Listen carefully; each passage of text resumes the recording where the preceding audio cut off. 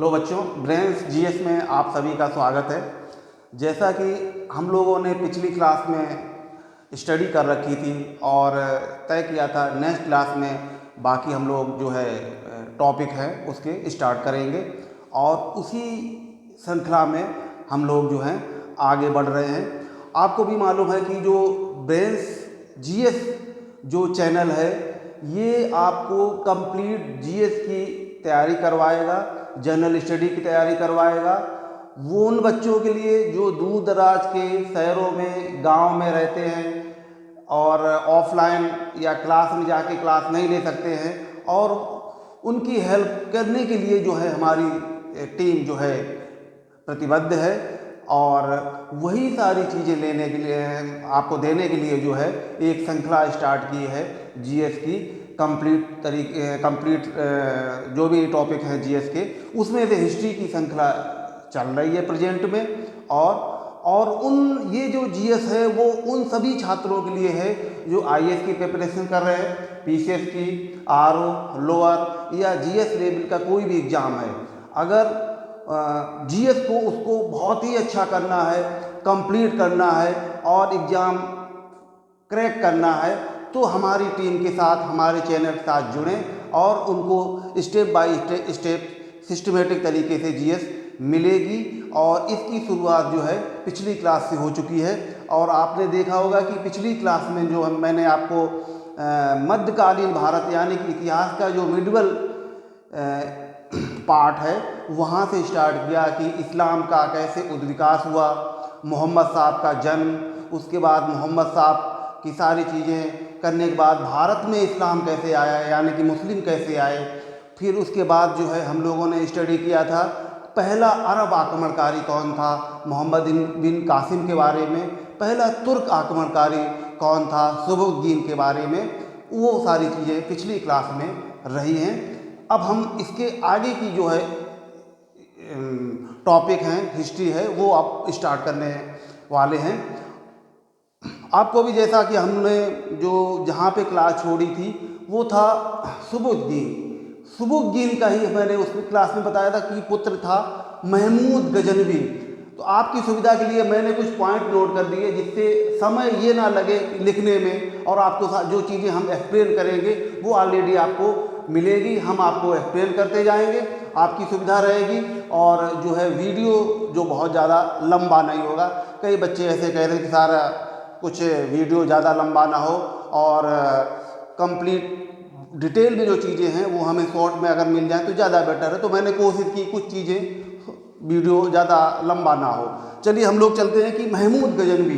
तो महमूद गजनवी यानी कि सुबुक्तगीन का पुत्र था, और वो जब गजनी की राजगद्दी पे 998 में लगभग बैठा था तो उसका एक टारगेट था कि हम जो भारत है इस पर हर साल एक आक्रमण करेंगे। ताज्जुब की बात है, उसमें इतना दृढ़ निश्चय था कि हमें यानी कि जो बुत शिकन कंट्री है, जो यानी कि जो उसको महमूद गजनवी को बुत शिकन कहा जाता है, यानी कि मूर्ति भंजक या मूर्ति तोड़ने वाला शासक, वो इतिहासकारों ने नाम दिया गया है। उसका रीजन जो था कि उसने भारत पर कुल 17 आक्रमण किए और अधिकांश आक्रमण उन नगरों में रहे हैं जहाँ पे मंदिर होते थे। मंदिर में उसको ये इन्फॉर्मेशन थी कि जो भारत के मंदिर हैं बहुत ज़्यादा संपन्न हैं, और उन मंदिरों में एक तहखाना होता था जहाँ पे बहुत ज़्यादा ही जो है धन संपत्ति यानी हीरे जवाहरात वगैरह उसको मिलते थे, और वो लूट के उसी इरादे से उसने यहाँ पे आक्रमण किए। तो कुल उनके 17 आक्रमण हैं, जिनमें से 12 का थोड़ा सा डिटेल मिलती है, और कुछ जो माने जाते हैं इतिहासकार जो मानते हैं वो कि छोटी मोटी हो सकता है कि झड़प वगैरह रही हुई हो। तो हम ही उन आक्रमण से पहले जाने के लिए कुछ उसके पॉइंटों पे आ जाते हैं। जैसा कि उसके फादर का नाम आपको मालूम है, आपके ब्लैक बोर्ड पे भी लिखा हुआ है, जो है सुबुक्तगीन। अगली उसने 2 उपाधियाँ धारण की थी, यामीन उद दौला और यामीन उल मिल्ला। यामीन उद दौला का मतलब होता है कि जो साम्राज्य विस्तार, जो इस्लाम का जो साम्राज्य विस्तार वो कर रहा है, या जो किया हुआ है उसकी रक्षा की जाए, तो ये साम्राज्य का दाहिना हाथ, इसका मतलब जो यामीन उद दौला का साम्राज्य का दाहिना हाथ, और जो है यामीन उद मिल्ला का मतलब है कि जो मुस्लिम राज्य हैं उसका रक्षक। तो ये उपाधियां उसकी थी जो उसने धारण कर रखी थी। एक और उपाधि जो आपके एग्जाम के लिए बहुत ज़्यादा इम्पोर्टेंट है वो है कि महमूद गजनवी पहला ऐसा व्यक्ति था जिसने सुल्तान की उपाधि धारण की थी। कौन सी? सुल्तान की उपाधि, यानी कि महमूद गजनवी जो है पहला ऐसा व्यक्ति था, पहला ऐसा आक्रमणकारी था कि जिसने सुल्तान की उपाधि धारण की, जो आपको बहुत ही महत्वपूर्ण है। फिर अब आते हैं कि उसके आक्रमण के बारे में कि उसने इतना कॉन्फिडेंस में क्यों था। तो महमूद गजनवी ने आक्रमण, ऐसा नहीं है कि उसके पास परमानेंट आर्मी नहीं थी।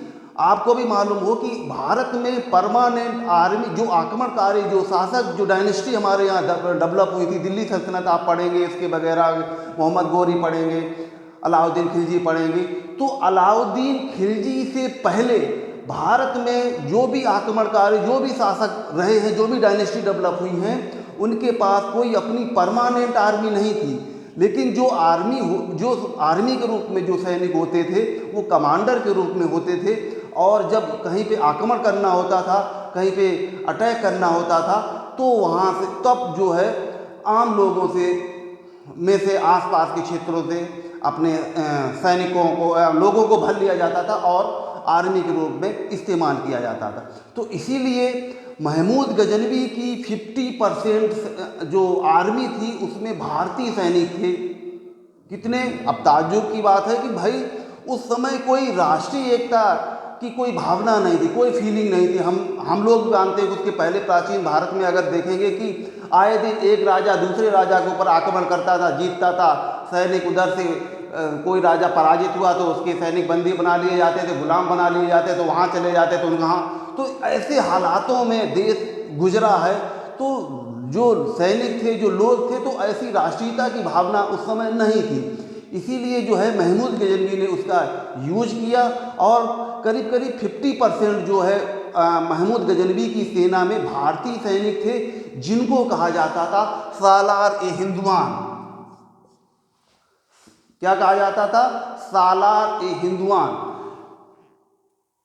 उसमें से 2 व्यक्ति ऐसे थे जो बड़े पदों पे थे, जिनका नाम है सेवंत राम और तिलक। महमूद गजनवी की जो आर्मी में 2 व्यक्ति जो हैं बड़े पदों पे भी थे, जिनका नाम है सेवंत राम और तिलक, जो महमूद गजनवी की आर्मी में उच्च पदों पे रहे हैं। ठीक है, क्लियर। अगला है महमूद गजनवी ने जो भारत पर आक्रमण किए हैं वो साम्राज्य विस्तार के लिए नहीं, उसको केवल जो है धन चाहिए था, पैसे का बहुत चाहती था। तो उसका जो मात्र उद्देश्य था यहाँ से लूटपाट करके अपने राज्य में ले जाना। वो कहाँ का शासक था, कहाँ का आक्रमणकारी था?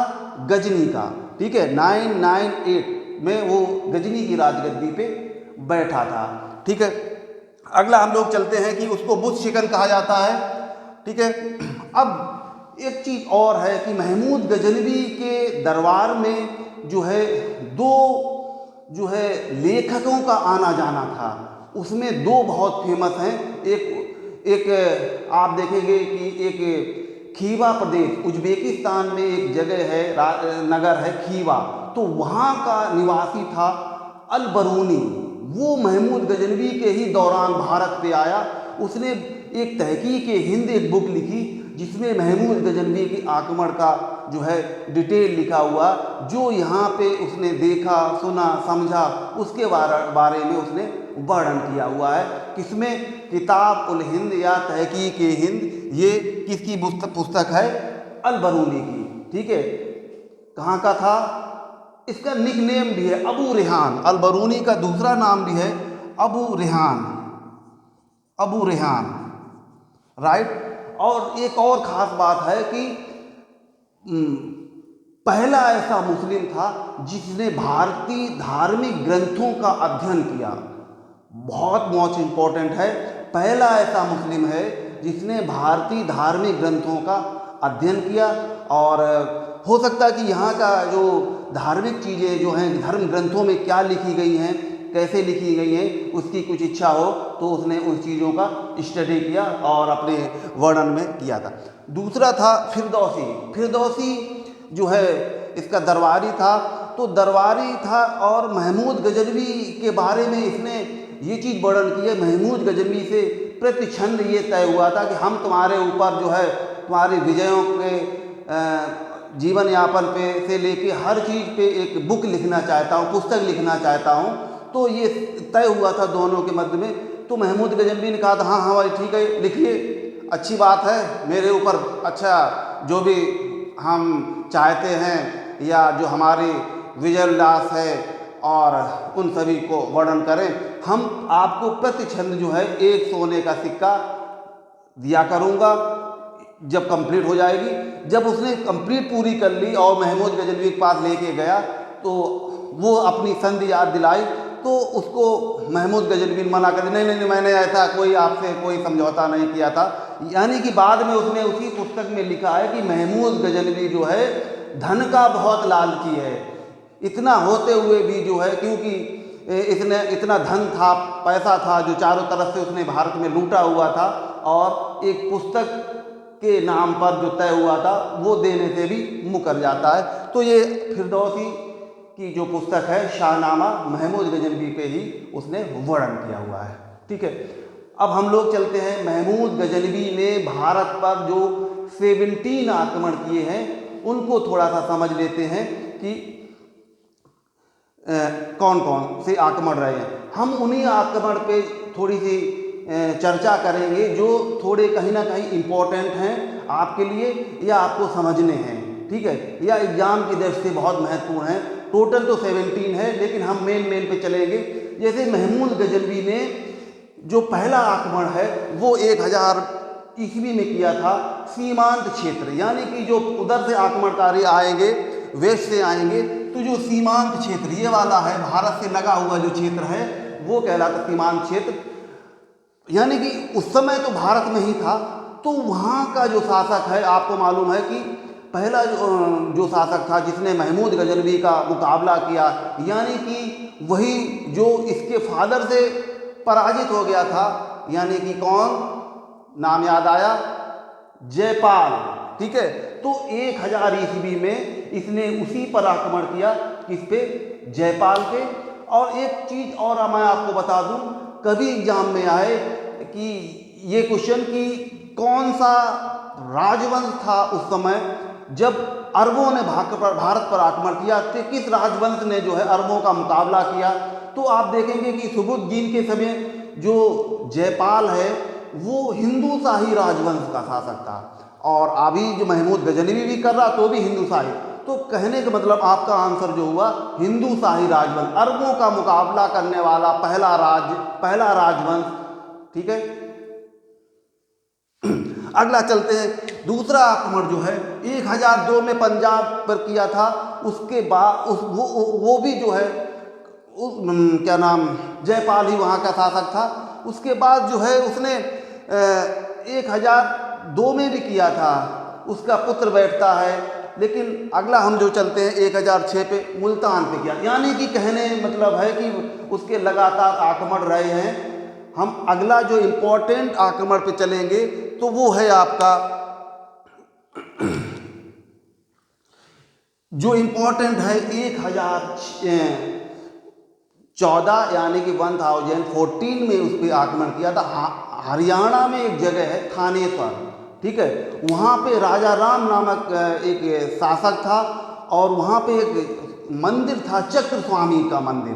तो उसी के मंदिर को लूटपाट करने के लिए जो है आक्रमण किया था, और आक्रमण करके लूटपाट करके अपने वापस चला जाता। तो उसको यहाँ साम्राज्य विस्तार नहीं करना था। तो वो एक, क्योंकि जो महमूद गजनवी को एक लुटेरा भी कहा जाता, लुटेरा शासक, लुटेरा आक्रमणकारी, लूटपाट करके सीधे अपनी राजधानी चला जाता था, कहाँ, गजनी। ठीक है, फिर जो एक फेमस आक्रमण है 1018 में उसने आक्रमण किया था, किस पे, मथुरा।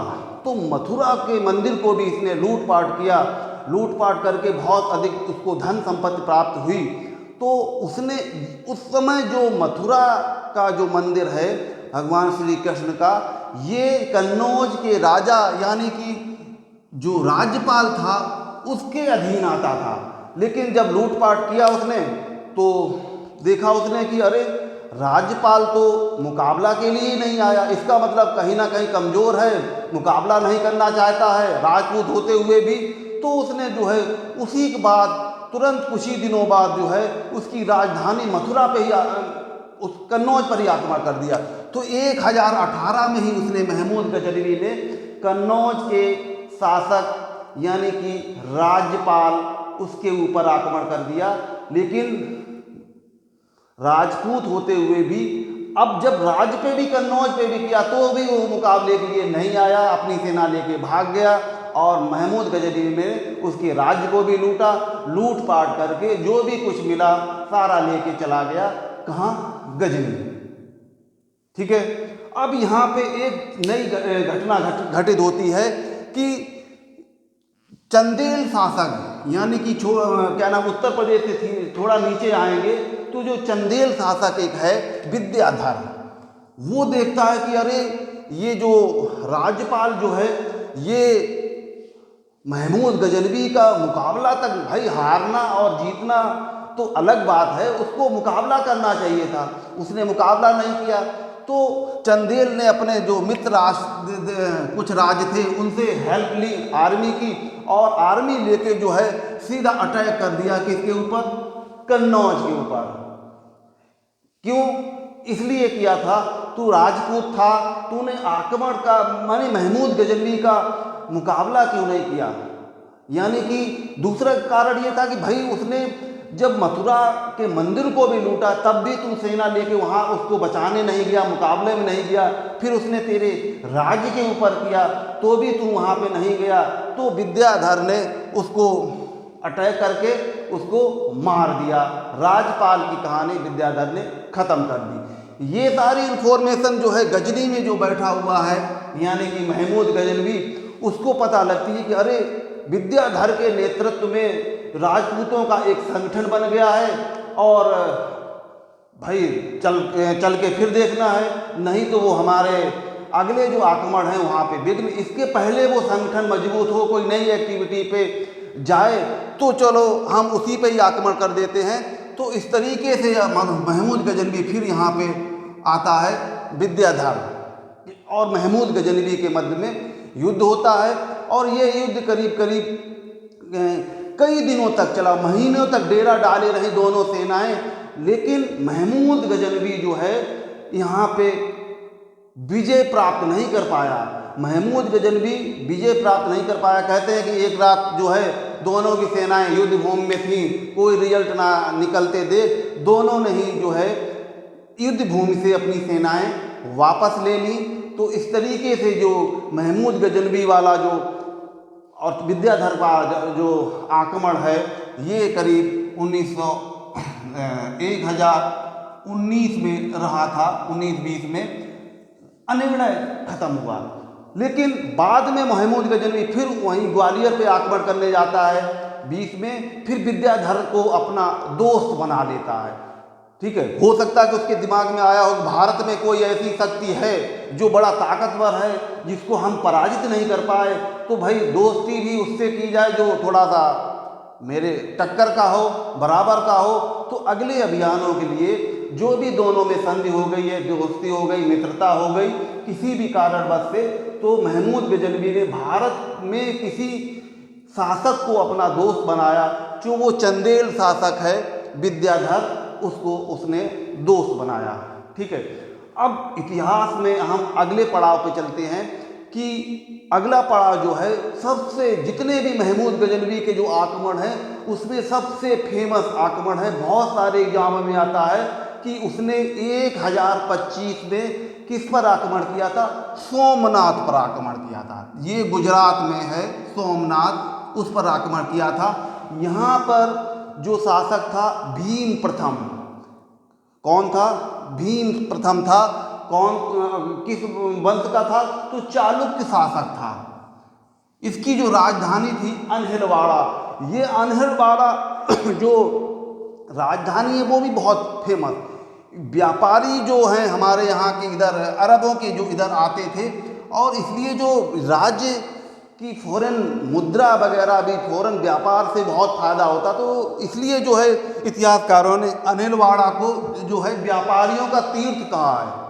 अनहिलवाड़ा जो राजधानी है उसको व्यापारियों का तीर्थ का इतिहासकारों ने, ठीक है। तो जब 1025 में यहाँ पे आक्रमण किया तो यहाँ का भी शासक दुर्बल था, उसके साथ भी यही कंडीशन थी कि जब महमूद गजनवी अपनी सेना लेके आया तो जो क्या नाम है भीम प्रथम है उसने भी महमूद गजनवी की आर्मी का मुकाबला नहीं किया और अपनी सेना लेके भाग गया। यहाँ पर जो मुकाबला किया वो जनता ने किया, पुजारियों ने किया, आसपास के जो लोग थे वो अपने जो भी उनके पास संसाधन थे उनको लेके महमूद गजनवी के से युद्ध किया। तो इसलिए देखेंगे कि जो सोमनाथ यानी कि जो अनहिलवाड़ा राज्य के काफ़ी सारे लोग मारे गए, हजारों की संख्या में लोग मारे गए।